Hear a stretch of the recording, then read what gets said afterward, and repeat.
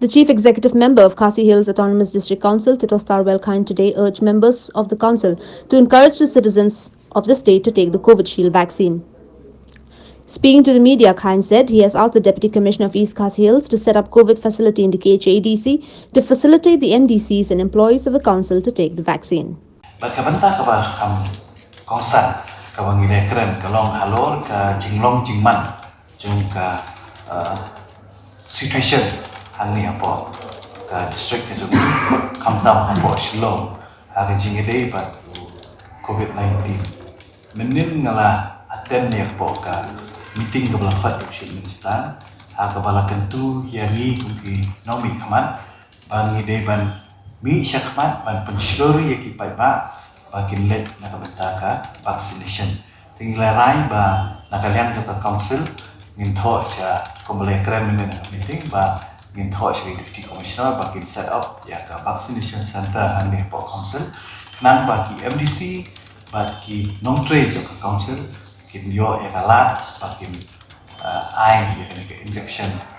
nakalian ka health department kabala pangkre nakabenta ba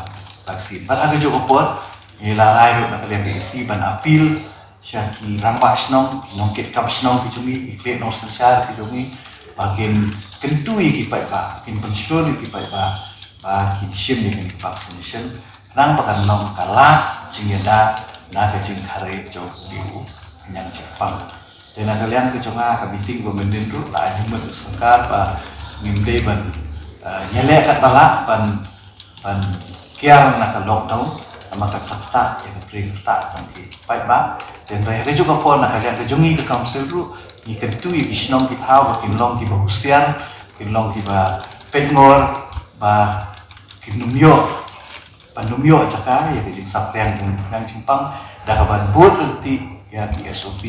ki bala panbed sorka dan nak bentaban kontrol dan ban lat cingada nak kalian juga isi ngila penbet kumni bayaman ta sipor kat pempat penbenada kumipan kajing sya ya ki visitor ladi ya ki nong1.com hapo kani ka office kajungi kanlong tang arsin sitayong pakata kade tang ha kasni baa bat ha kasni pale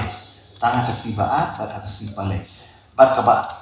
apa condition kalong ba kinu ki bakwa ban ni kendu ya ki MDC la kalong CM ya ki EM ya ki chairman ya ki nu ki member of the council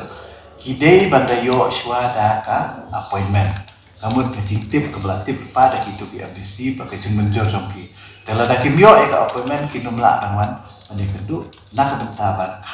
ya da nak bentaban ya long ban husiar nak jing proy jong liu yang Jepang.